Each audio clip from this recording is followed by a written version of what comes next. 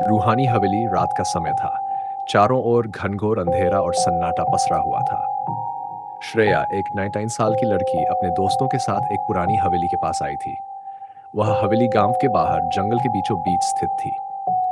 लोग कहते थे कि वह हवेली रूहानी हवेली के नाम से जानी जाती है, क्योंकि वहां अजीबोगरीब घटनाएं होती थीं।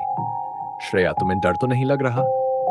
उसके दोस्त आर्यन ने मजाकिया लहजे में पूछा। डर? मुझे और डर? बिल्कुल नहीं, श्रेया ने आत्मविश्वास से जवाब दिया। दरअसल श्रेया भूत प्रेत की कहानियों में विश्वास नहीं करती थी। उसे लगता था कि यह सब सिर्फ अंधविश्वास है। इसलिए जब उसके दोस्तों ने उसे चैलेंज किया कि वह हवेली में अकेले 1 घंटे बिताकर दिखाए, तो उसने तुरंत हाँ कर दिया। हवेली के पास पहुंचकर श्रेया ने एक टॉर्च और अपनी घड़ी निकाली। ठीक है, मैं अंदर जा रही हूँ, 1 घंटे बाद वापस आऊंगी। उसके दोस्तों ने दरवाजे के बाहर खड़े रहकर इंतजार करने का वादा किया। हवेली के अंदर घुसते ही श्रेया को वहां की पुरानी दीवारों से आती सीलन की गंध महसूस हुई। लकड़ी का फर्श हर कदम पर चरमराने लगा। हवेली में अजीब सी खामोशी थी, जैसे वह कुछ छिपा रही हो। श्रेया ने टॉर्च जलाकर चारों ओर देखा। दीवारों पर लगे पुराने चित्रों पर धूल जमी थी। एक तस्वीर में एक महिला को लाल साड़ी में दिखाया गया था, जिसकी आंखें सीधी श्रेया को घूर रही थीं। वह तस्वीर अजीब तरह से वास्तविक लग रही थी, लेकिन श्रेया ने इसे नजरअंदाज कर दिया। जैसे ही वह आगे बढ़ी, उसे एक कमरे के दरवाजे से हल्की सी सरसराहट सुनाई दी। शायद हवा होगी, उसने खुद को दिलासा दिया। कमरे के अंदर पहुंचते ही उसने देखा कि वहां एक झूला पड़ा हुआ था, जो धीरे धीरे हिल रहा था, लेकिन वहां हवा का कोई झोंका नहीं था। श्रेया ने अपनी टॉर्च से झूले के पास रोशनी डाली, पर कुछ भी असामान्य नहीं दिखा। अचानक उसे अपने पीछे किसी के चलने की आहट सुनाई दी। उसने तुरंत पलटकर देखा, लेकिन वहां कोई नहीं था। उसके दिल की धड़कन तेज होने लगी। उसने सोचा कि यह उसकी कल्पना का खेल है। श्रेया, तुम्हें डरने की जरूरत नहीं है, उसने खुद से कहा और एक गहरी सांस ली। जैसे ही वह दूसरे कमरे में गई, दरवाजा अपने आप बंद हो गया। श्रेया ने उसे खोलने की कोशिश की, लेकिन वह अंदर से लॉक हो चुका था। अब उसे थोड़ा डर लगने लगा था।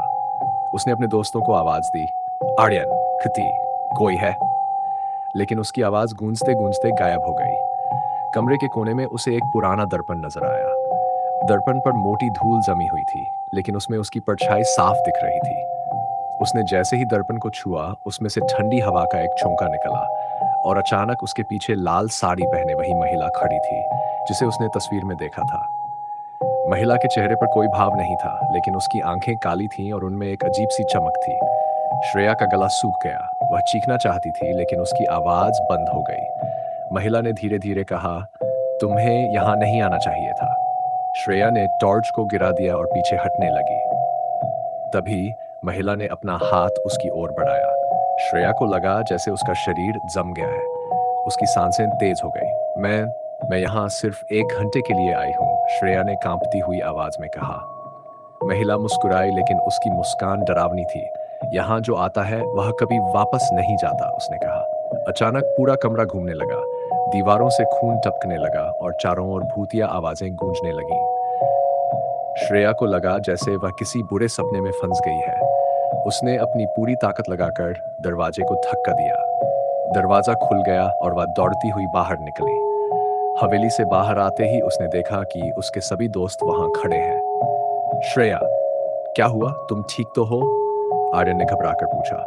श्रेया ने हाँ में सिर हिलाया, लेकिन उसकी आंखें भय से भरी हुई थी। वह कुछ कहने की हालत में नहीं थी। उसने हवेली की ओर देखा। वहां कुछ भी असामान्य नहीं लग रहा था। श्रेया, तुमने हमें 1 घंटे के अंदर आकर डरा दिया था, लेकिन वहां क्या हुआ? कृति ने पूछा। श्रेया ने कांपती आवाज में कहा, वहां वहां कुछ था, लेकिन मैं अब कभी उस हवेली के पास नहीं जाऊंगी। उस रात के बाद श्रेया ने अपने दो दोस्तों से हवेली के बारे में बात करना बंद कर दिया, लेकिन वह जानती थी कि हवेली में उसने जो देखा वह सिर्फ उसकी कल्पना नहीं थी।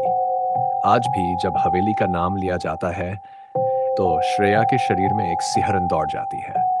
शायद वह अब तक उस महिला की गूंजती हुई आवाज को अपने कानों में सुनती है।